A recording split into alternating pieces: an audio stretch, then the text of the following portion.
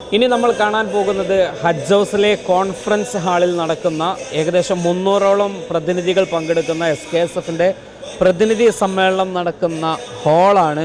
ഈ ഹാളിലാണ് SKSFൻ്റെ നാഷണൽ കമ്മിറ്റിയുടെ പ്രതിനിധികൾ 300ഓളം വരുന്ന അംഗങ്ങൾ പങ്കെടുക്കുന്ന കൗൺസിൽ മീറ്റും അതോടൊപ്പം തന്നെ പ്രതിനിധി സംഗമവും നടക്കുന്നത്.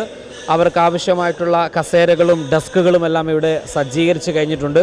നമുക്ക് ഫ്രണ്ടിലേക്ക് വന്നു കഴിഞ്ഞാൽ മീഡിയയുടെ ഭാഗത്തും അതോടെ തന്നെ ഒഫീഷ്യൽസിൻ്റെ ഭാഗത്തുമുള്ള പ്രത്യേക സജ്ജീകരണങ്ങൾ, വേദി നമുക്കിവിടെ കാണാം. ഇത് ഹജ്ജ് ഹൗസിൻ്റെ തന്നെ മറ്റൊരു ഭാഗമാണ്, അവരുടെ ഓഡിറ്റോറിയമായിട്ട് പ്രവർത്തിക്കുന്ന സ്ഥലമാണ്. അവിടെയാണ് ഇന്ന് നമ്മുടെ കോൺഫറൻസ് നടക്കുന്നത്. കൊൽക്കത്തയുടെ എല്ലാ സൗന്ദര്യവും ഉള്ള ആ ഒരു രീതിയിലുള്ള ഇരിപ്പിടങ്ങളൊക്കെ ഇവിടെ ഒരുക്കിയിട്ടുണ്ട് എന്ന് വേണമെങ്കിൽ പറയാം. ഇവിടെ നിന്നാണ് ഈ പ്രതിനിധി സമ്മേളനം നടക്കുന്നത്. ഇനി ഏതാനും സമയങ്ങൾ കഴിഞ്ഞാൽ ഈ പ്രതിനിധി സമ്മേളനത്തിന് ഇവിടെ തുടക്കമാകും. പ്രതിനിധി സമ്മേളനത്തെ സംബന്ധിച്ചിടത്തോളം ഈ പ്രതിനിധി സമ്മേളനത്തിൽ ഫ്ലാഗ് ഹോസ്റ്റിംഗ് നടത്തുന്നത് പാണക്കാട് സെയ്ദ് ഹമീദ് അലി ശിഹാബ് തങ്ങൾ, ഈ പരിപാടിയുടെ ചെയർമാൻ. അതോടൊപ്പം തന്നെ SKSFൻ്റെ സുപ്രീം കൗൺസിൽ ചെയർമാനാണ് അദ്ദേഹം.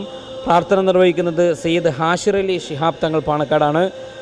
സ്വാഗത പ്രസംഗം നടത്തുന്നത് പ്രോഗ്രാം കമ്മിറ്റിയുടെ വർക്കിംഗ് കൺവീനർ ആയിട്ടുള്ള മൻസൂർ ഹുദവിയാണ്. അതോടൊപ്പം SKSFൻ്റെ ദേശീയ പ്രസിഡന്റ് അനീസ് അബ്ബാസിയാണ് അധ്യക്ഷത വഹിക്കുന്നത്. ഈ പരിപാടി ഉദ്ഘാടനം ചെയ്യുന്നത് പാണക്കാട് സെയ്ദ് സാദിഖ് അലി ശിഹാബ് തങ്ങളാണ്. അതോടൊപ്പം fire and emergency service west Bengal minister Sujith boss ഈ പരിപാടിയുടെ മുഖ്യാതിഥിയാണ്. മുഫ്തി അബ്ദുൽ മത്തീൻ സാഹിബുണ്ട്, സ്വാമി ജനലോകാനന്ദ ജി എന്നിവർ, അങ്ങനെ തുടങ്ങിയിട്ടുള്ള ഒരുപാട് ആളുകൾ ഇന്നത്തെ ഈ സെഷനിൽ പങ്കെടുക്കുന്നുണ്ട്. അതോടൊപ്പം തന്നെ അഡ്വക്കേറ്റ് ഹാരിസ് ബീരാൻ മൗലാന മൊഹീബുള്ള നദ്വി, അദ്ദേഹം പാർലമെൻറ്റ് പള്ളിയിലെ ഇമാമും MP-യുമാണ്. ആ രീതിയിൽ വളരെ പ്രമുഖരായിട്ടുള്ള ആളുകൾ ഇന്ന് വൈകുന്നേരം വരെ ഇവിടെ നടക്കുന്ന ഈ പ്രതിനിധി സംഗമത്തെ അഭിസംബോധന ചെയ്യും. നാളെ 4 മണിയോടുകൂടിയാണ് കൽക്കത്ത നഗരത്തിലെ തന്നെ വളരെ പ്രസിദ്ധമായ ഓഡിറ്റോറിയത്തിൽ കൺവെൻഷൻ സെൻറ്ററിൽ വെച്ചുകൊണ്ട് ഈ സമ്മേളനത്തിൻ്റെ സമാപന സമ്മേളനം നടക്കുക.